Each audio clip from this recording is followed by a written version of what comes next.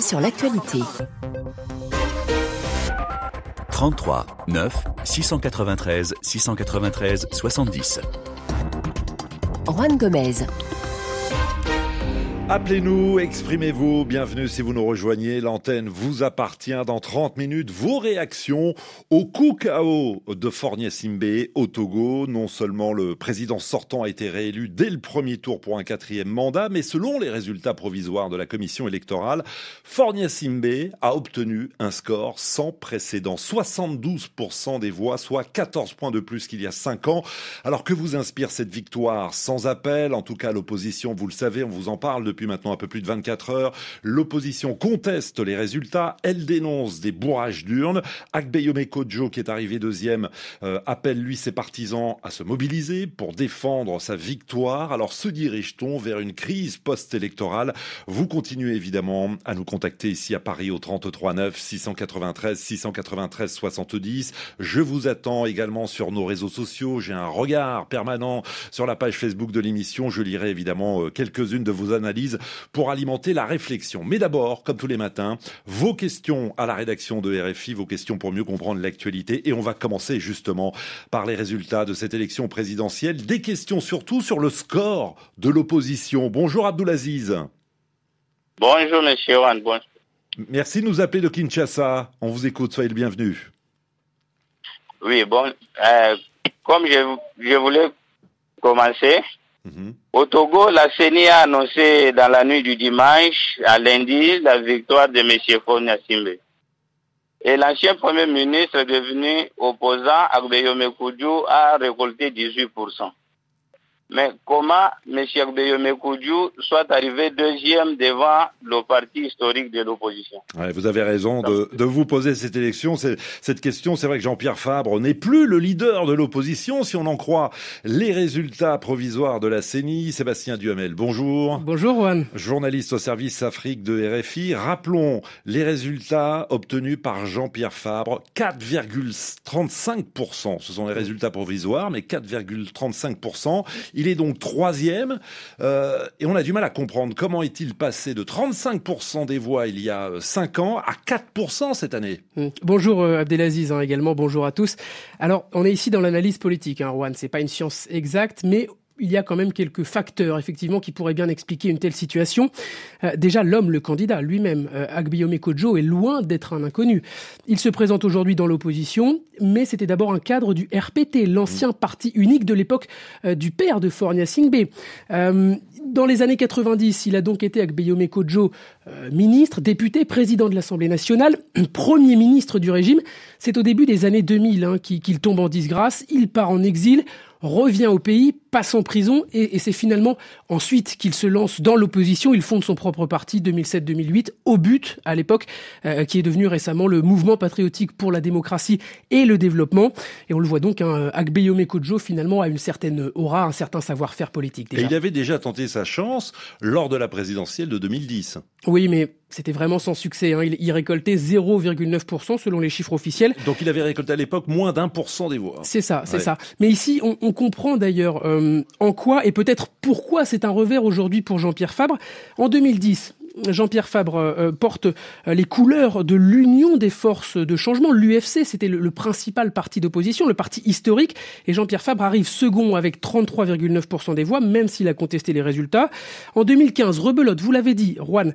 Jean-Pierre Fabre, en revanche, porte ici les couleurs de l'ANC, l'Alliance nationale pour le changement, le parti qu'il a fondé après la scission avec l'UFC, après une brouille avec Gilles Christ Olympieux notamment. Et là, il récolte plus de 35% des suffrages. Il conteste aussi les résultats, mais aujourd'hui, à en croire les chiffres de la CENI, oui, 4%. Et c'est peut-être un des éléments, la lassitude, peut-être la résignation des électeurs à l'égard de Jean-Pierre Fabre. 2 fois, il a revendiqué la victoire. Pour autant, il n'a jamais amené l'alternance. Ouais. Et puis, il y a peut-être une autre explication qui peut inverser, expliquer en tout cas cette inversion des rôles, si je peux dire. Ce sont les divisions qui sont récurrentes au sein de l'opposition, incapables de s'entendre sur un candidat unique. Ouais. On a vu récemment la C14, vous savez, la coalition des 14 partis d'opposition qui avaient boycotté les législatives en 2018, boycotté les municipales l'an passé. On a vu des manifestations massives, de nombreux Togolais dans les rues. Mais finalement cette coalition a explosé. Et beaucoup l'ont reproché, ça, à Jean-Pierre Fabre, de ne pas avoir su tirer parti finalement de cette vague de la C14, alors qu'avec Guillaume Kodjo, lui, ne figurait même pas dans cette coalition, mais il se revendique en tout cas de cette union sacrée de l'opposition. Et il a bénéficié de solides soutiens sur cette voie. Oui, et à commencer par l'archevêque émérite de Lomé, Monseigneur Pozro. Il a tenté de réunir l'opposition. Guillaume Kodjo, c'est le candidat de cette dynamique Pozro. D'ailleurs, on se souvient que l'archevêque émérite n'avait pas ménagé Jean-Pierre Fabre et certains opposants. En juin dernier, il disait que ceux qui ont quitté la C14, ce sont les Judas qui ont trompé le peuple. Et pour répondre et être complet à la question d'Abdoulaziz, on peut quand même revenir sur ces polémiques qui ont desservi l'opposant Jean-Pierre Fabre. Oui, on pense notamment à un audio qui avait massivement circulé sur les réseaux sociaux en septembre dernier. On y entendait Brigitte Adjamagbo-Johnson, aujourd'hui porte-parole d'Agbeyomi Kodjo pour cette présidentielle. Elle accusait le chef de l'ANC d'avoir négocié des postes de maire avec le Premier ministre. C'est l'homme Classoun. Jean-Pierre Fabre a démenti ici, mais on se souvient tout de même, Juan, que Brigitte Adjamagbo-Johnson était à la tête de la coalition CAP 2015 qui portait justement la candidature de Jean-Pierre Fabre pour la précédente présidentielle. Alors, de tels coups portés par d'anciens alliés, de telles rumeurs, fondées ou non d'ailleurs, ça peut naturellement laisser quelques traces en période électorale. Abdoulaziz, a-t-on répondu à votre question ? Avec satisfaction, monsieur Juan. C'est vos nombreuses réactions sur Facebook et WhatsApp. J'en lirai évidemment quelques-unes tout au long du débat. Narcisse, bonjour. Mais bonjour Juan. Vous êtes à Lomé, dans la capitale togolaise, et pour vous, il n'y a pas de doute, les résultats de la commission électorale sont conformes à la réalité des urnes. Effectivement, les résultats des élections sont conformes à la réalité. Les élections se sont déroulées dans un cadre apaisé et les résultats reflètent ce qui s'est passé réellement sur le terrain. L'opposition togolaise a gagné dans la banlieue est de Lomé et à partir de la banlieue ouest jusqu'au nord, le candidat du pouvoir a été plébiscité. Oui. Mais comment vous expliquez ce plébiscite, Narcisse ? 72% des voix. Jamais Fornia Simbé, depuis qu'il était à la tête du Togo, n'a obtenu un score aussi important. Que se passe-t-il ? J'ai sur un ton ironique Issa qui nous écrit sur WhatsApp et qui nous dit 72%, donc cela signifie que c'est maintenant, à la veille de son 4e mandat, que les Togolais commencent à aimer Fornia Simbé. C'est une pure comédie, nous dit cet auditeur. Je peux dire que c'est une prise de conscience, surtout de la jeunesse togolaise, qui ne veut pas mettre en péril son avenir et qui voit en Fornia Simbé un leader, un visionnaire qui permet à la jeunesse de pouvoir s'émanciper.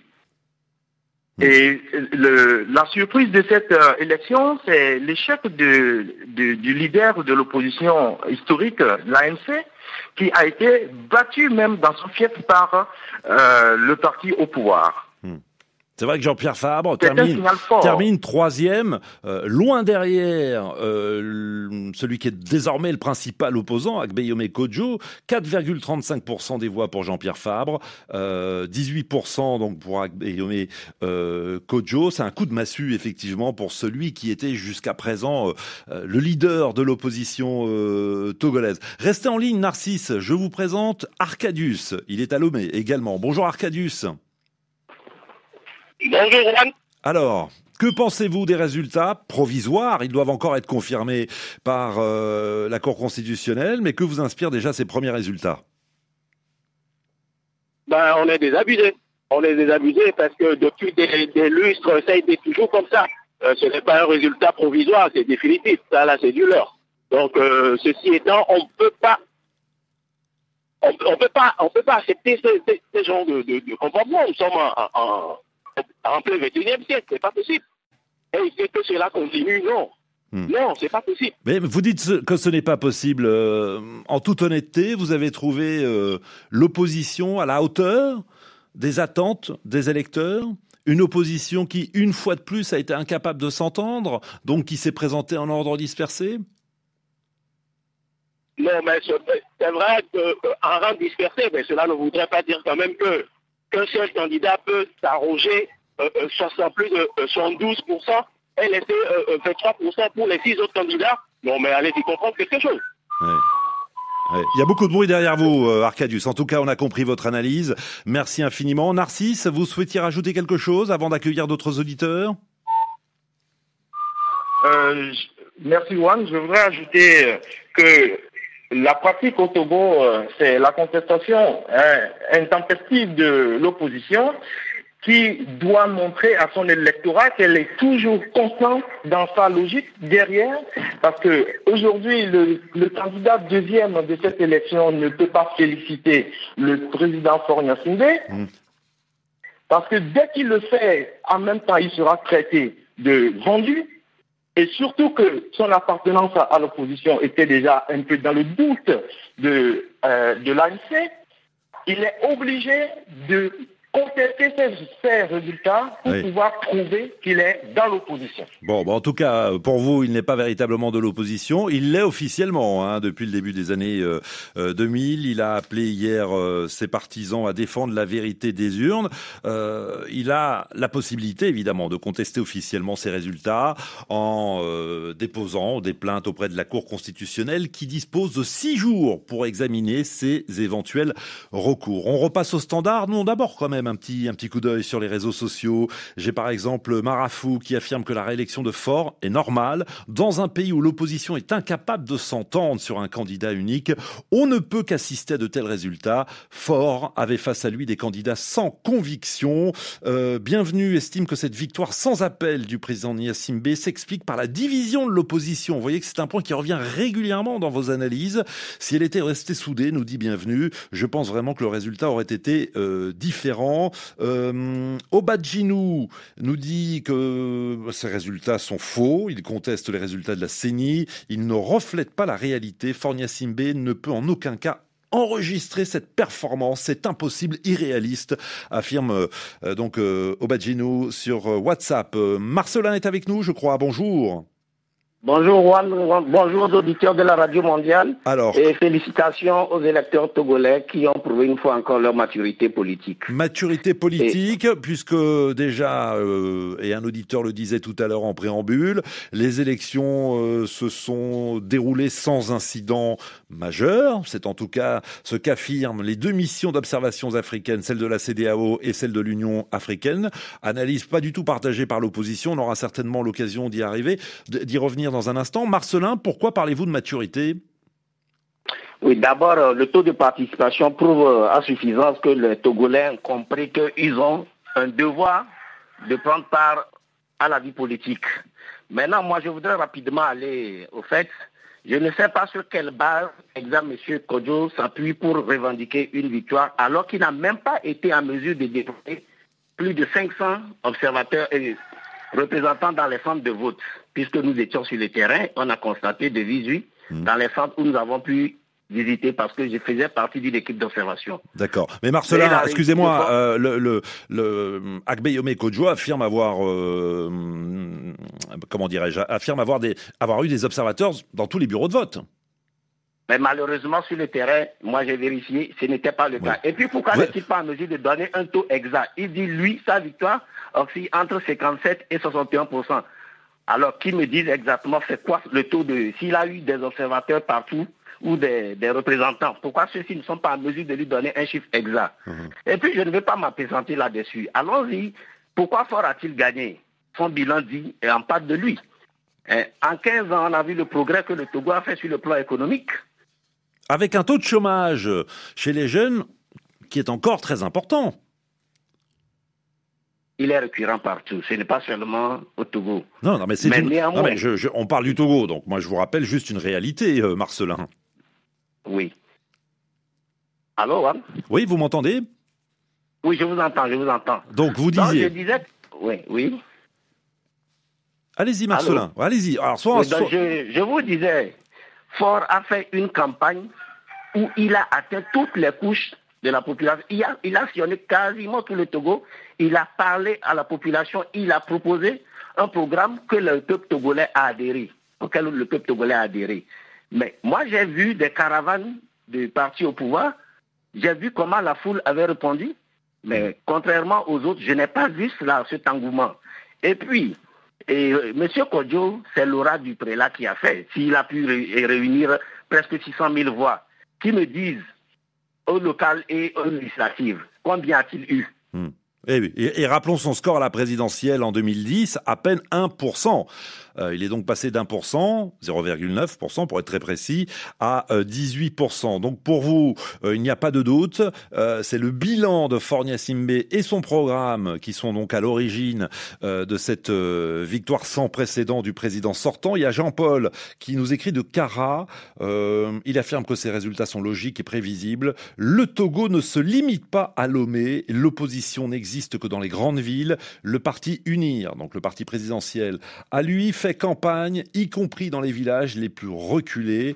Ensuite, la population togolaise a fini par découvrir le vrai visage de l'opposition. D'ailleurs, qui ne connaît pas le passé d'Agbeyome Kodjo? Effectivement, on le rappelait tout à l'heure, notamment ancien Premier ministre de Gnassingbé, père. Georges, bonjour. Bonjour, Juan. Bienvenue, Georges. Alors vous craignez une crise politique. Vous dites que c'est possible. Oui, c'est possible parce que la manière dont Agbeyome a commencé, les élections ont eu lieu le samedi.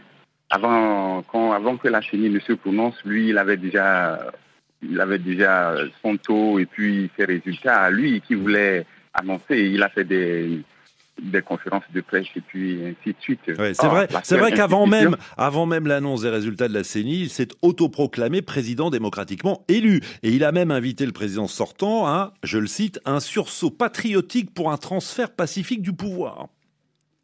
Normal. C'est pas normal. Pourquoi il peut faire ça en tant qu'une autorité du pays? Il ne peut pas. C'est pour qu'il ne peut pas une contestation derrière, il ne peut pas faire un truc comme ça. Ce n'est pas normal. Et puis, à voir. Ils n'ont pas fait une campagne digne de ce nom. Ils pensent que le Togo s'arrête simplement à Lomé ou dans le sud. Or, le Togo, c'est 56 600 km². Il faut aller vers tout le monde et leur proposer ce que vous avez à leur vendre. Vous ne l'avez pas fait. Et puis, vous voulez... Agbeyome Kodjo, nous le connaissons. Nous, on était petits quand on le connaissait. Il fêtait ses milliards dans ce pays. Il a fêté des milliards. Donc, à vos yeux, il n'est pas crédible. Il n'est pas crédible, évidemment, il n'est pas crédible. Bien, il dit qu'il est élu. Il est élu par qui? Il fallait, dans les bureaux de vote, il dit qu'il y a eu bourrage d'urnes. Les représentants alors faisaient quoi dans les bureaux de vote pendant que les urnes se bourraient? Ils sont là pour observer, pour regarder le bourrage, ou bien ils sont là pour défendre la cause de leur candidat. C'est des choses à révolter, à inciter des gens à la révolte et puis mettre le pays à plat comme ils l'ont toujours fait. Oui, mais en tout cas, pour l'instant, le pays est calme. Hier, l'ambiance était très calme à Lomé, dans la capitale. On verra si l'appel à la contestation par le peuple sera entendu. Cet appel lancé donc par Agbeyome Kodjo. En tout cas, sur l'antenne de RFI, je crois que c'était vendredi, que dis-je je crois que c'était soit dimanche soir ou plutôt lundi matin.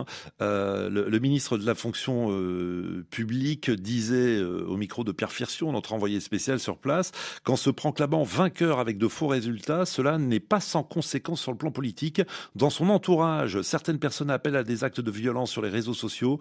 Les Togolais sont attachés à la paix et à la sécurité. Mais dire voilà, ce ne sera pas sans conséquence sur le plan juridique, il pourrait donc y avoir des poursuites judiciaires si toutefois évidemment ces appels à la violence sont lancés sur les réseaux sociaux et entendus. Merci à vous, Georges. Bonne journée à Lomé. Tiens, on reste dans la capitale togolaise.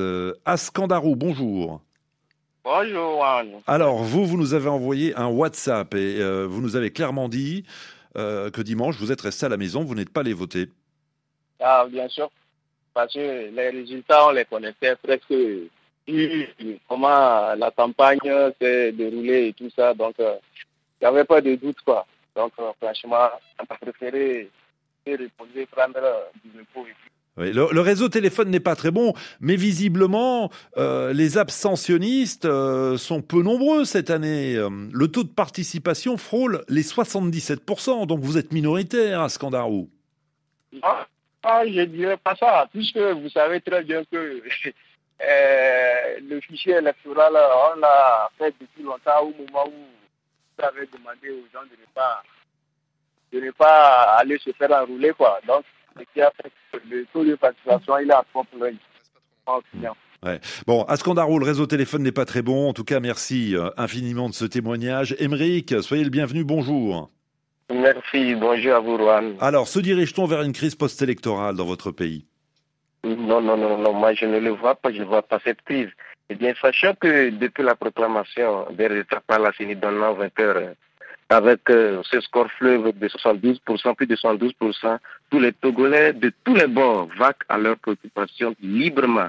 Ceci démontre vraiment de la maturité politique et c'est la démocratie qui gagne. Mais comment vous expliquez un tel résultat après 15 ans de pouvoir ? C'est eu égard au bilan que M. Fornia Simbé présente avec encore des actifs, plein d'actifs. Et surtout aussi, au cours de la campagne, on a vu encore des promesses que M. Fornia Simbé a encore dressées. Et là, ça rassure toutes les couches sociales et chacun s'y mobilise. Et chacun, ou bien tout le peuple togolais a compris qu'il faudrait vraiment accorder cette chance encore à ce monsieur et il fera de bonnes choses. Mais quand l'opposition affirme que les résultats sont faux, qu'il y a eu des bourrages d'urnes, vous ne pensez pas qu'il y a une part de vérité tout de même dans ces propos ?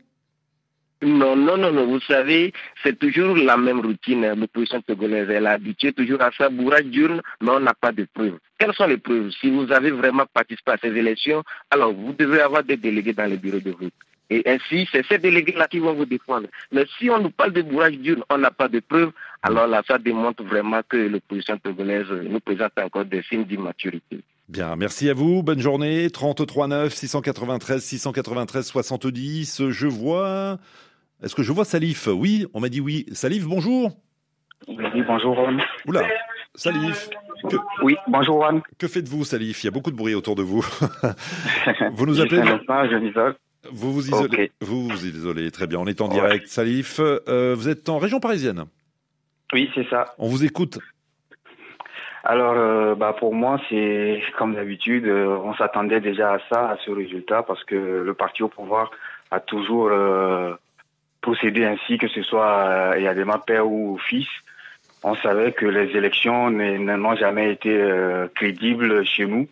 Mais en même temps, en face, on savait qu'il n'y avait pas une opposition capable de tenir tête à un régime qui est là depuis plus de 50 ans, demi-siècle. Enfin, je vous entends, mais en même temps, vous n'êtes pas sans savoir que dès samedi soir, le chef de file de l'opposition, le leader historique, Jean-Pierre Fabre, a reconnu sa défaite. Oui, exactement. Moi, je m'inscris aussi dans cette logique parce que c'est une classe politique comme le parti au pouvoir qui est à renouveler. Jean-Pierre Fabre, il était sous Olympio, que ce soit Agbeomé qui a travaillé avec Yadema. Je pense qu'aujourd'hui, il faut que les jeunes Togolais prennent conscience et prennent conscience vraiment qu'ils ont un rôle à jouer. C'est à eux de prendre maintenant leur responsabilité. Mais visiblement, ils l'ont prise. 76% de participation et un président sortant qui obtient plus de 72% des voix. Donc j'imagine que dans ce taux de participation et dans ces 72%, il y a une partie des électeurs qui sont des jeunes. Ouais, je suis pas totalement d'accord. C'est les résultats, comme on l'a dit, moi on a été habitué à des résultats tronqués, tout trichés. Mais aujourd'hui, si le peuple togolais, si on se fie aux résultats de la CENI, qui est l'organe accrédité pour ça, c'est dire aussi que le peuple togolais et la jeunesse togolaise est en train de vraiment rejeter l'opposition, cette opposition qui n'a jamais changé de stratégie depuis 92. Ça, je peux dire que parmi les auditeurs qui nous contactent, c'est vrai que les commentaires sont très critiques, très virulents à l'égard de l'opposition qui a été incapable, de s'entendre, une fois de plus, et de faire une véritable campagne à travers le territoire togolais. On aura l'occasion d'y revenir dans les prochains jours. Demain, vous réagirez à ce coup de théâtre en Guinée, puisqu'à 5 jours des élections législatives et du référendum constitutionnel, l'OIF a décidé de ne plus soutenir ce processus électoral.